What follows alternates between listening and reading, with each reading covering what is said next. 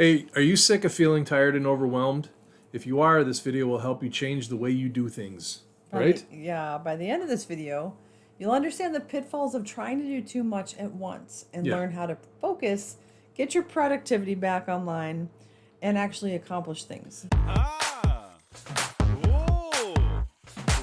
Oh! Before we get into that, we wanted to tell you that this video is about part 2 of what we call the Gen X Reboot. It's a course that we're providing, and it goes into a lot of detail around this. It's what we call the rabbit hole remedy, and we would love to share this with you. If you check on the link below, you can discover the course and go through it and learn about all this all on your own. Yeah, the Gen X Reboot is a 3-part thing. It takes about an hour, and it's a paradigm shift, so you can just get back on track, get focused, and do more of what you want. Yeah. This is kind of a big deal for me because I consider myself a multitasker. Yeah. But at the same time, I understand now that multitasking isn't always the best path. Now, as we get back into it, why are you chasing two rabbits? That's one of the things that I had to learn a long time ago. It's just a simple analogy. If you're chasing two rabbits, then how many are you actually catching? 0. Right. Or if you get your hands on one, you think you're accomplishing it, but you still didn't catch the rabbit. And maybe that other rabbit just gets sick of running from you, it finally dies, and you pick up a dead rabbit and go, yay, I'm a success. That's not quite what we're looking for here. That was an interesting way to take that. It was. Spontaneity. It's one of my gifts. The question we want to ask you is, if you're feeling tired and overwhelmed and you're sick of it, but you think the way you're doing things is working, where is the evidence of it in your life? Where is the evidence that the way you're approaching things is so successful that you don't need any of this advice? Well, I think if you've actually clicked on this video, you're looking for some Yes. help. That's what we're counting on. And that's why we're here, because this is something we've both overcome as adults with maybe diagnosed or undiagnosed ADD or ADHD. I'm not going to say which. We both have experience with multitasking and how it can actually be a big detriment. So this kind of also helps people that do have those attention, what's the word we like to say? The neuroatypical? Neuroatypical mind and the way your mind works. So many people have that, and this will help you if you do have that going on. So the main point we want to make, part 1, is why multitask, what it really does. When you're doing multitasking, this is what's really happening. Did you know that multitasking actually reduces your productivity by about 40%? That makes sense. Yeah. You may be a multitasker, you may be good at it. If anyone in my life has ever been good at it, I can point to this woman right here and go, she's pretty good at it. But still, the effectiveness in the end of it all is reduced from then just focusing. Mm-hmm. I think that it's okay to do more than one thing at once, but it's when your to-do list gets so long that you don't finish anything and you just keep starting new things. That's where you're in that imbalance. And that's kind of what we're talking about. So I'm not saying only do one thing all the time, because a lot of us are not designed to do that. And that has to be okay. Yep. So switching between tasks, if you've got 3 things going at the same time and you're bouncing between them, it will change the effectiveness dramatically. Your time and energy are going to go out the window. So what we're talking about is how the multitasking may seem like it's working, but it's really causing more fatigue and more, it actually slows down your progress. Yeah, there's a term out there called decision fatigue. Mm-hmm. And when you have to make tons and tons of micro decisions because you've got lots of plates spinning in the air, it just wears you down. Mm-hmm. And sometimes you don't know you're getting worn down until you're completely exhausted. What you don't notice is that when your foundation is getting lumpy and you're stomping all over these little bumps in the road that you're creating, it's really subtle, and you don't realize that your spinning plates are all misleveled, and it's like that's what's one of the biggest problems we run into with multitasking. Mm-hmm. So it's hard for people who like multitasking to admit, I should try doing one thing. But single tasking, which I think is a hilarious little phrase. Yeah, part 2. Single tasking is about focusing. Yep. And when you actually can concentrate on one thing, see it through to the end, schedule it out, do it in increments, and plan it that way, how much satisfaction you can get and how much more, mental peace you can get by doing it that way. This is all about your quality of life. We're not just talking about multitasking at work. This is your whole life we're talking about. Mm-hmm. And when you can just experiment, ask yourself, can I just pick one thing and see it through to the end? See how it feels, because One of the things is you're reducing your stress and your mental clutter. If you can commit, I'm just going to do this one thing, then you can turn off all that stuff that you've allowed to, echo around in your ears your whole life, and to say, all right, I'm going to finish this, and then we can talk about the next thing.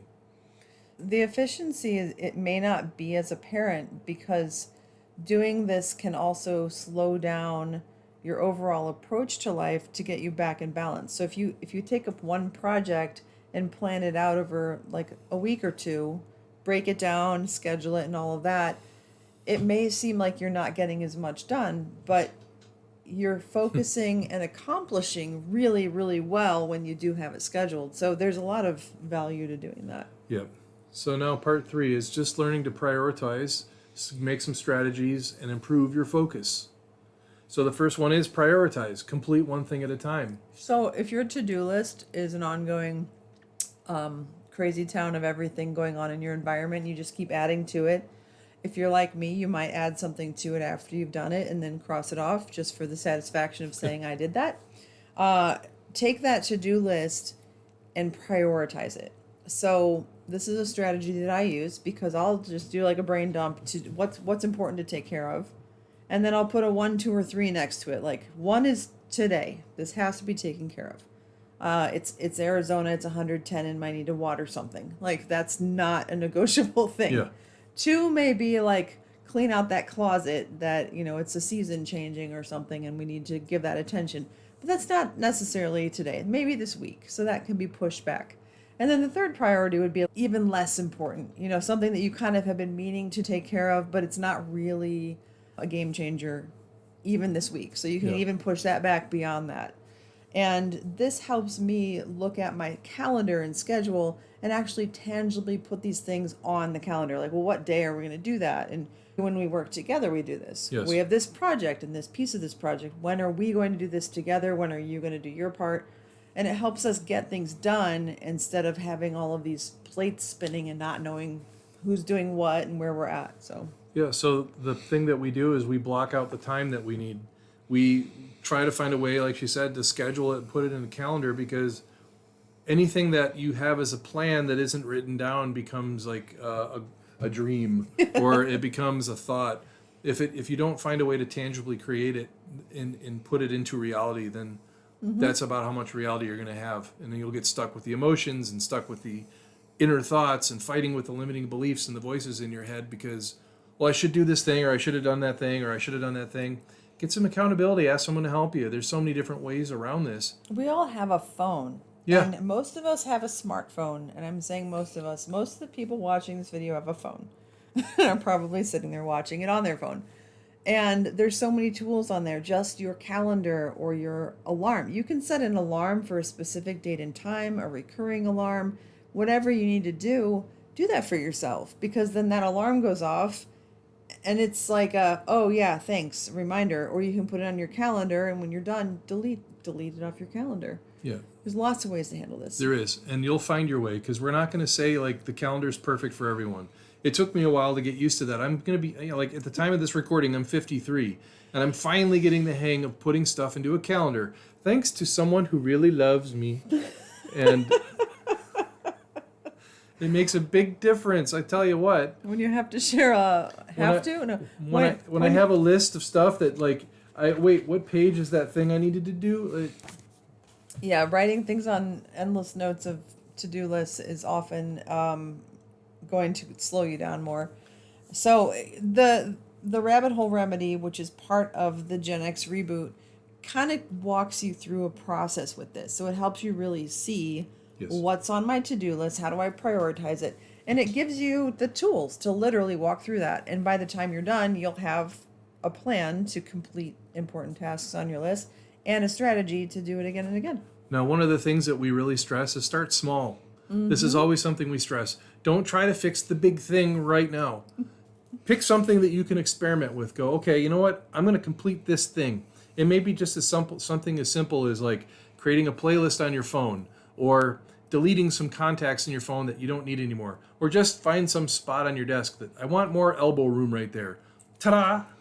On it, you've completed a rabbit chase, and that rabbit is now yours to eat however you want. We don't eat the rabbits. That's whatever you. Do whatever you want with the rabbits. They're yours. You caught run them. over them with our car. Well, that's our take on the matter. This is just a metaphor. You Yeah. don't have to eat the rabbit. Don't eat the rabbit. You make stew. What about you?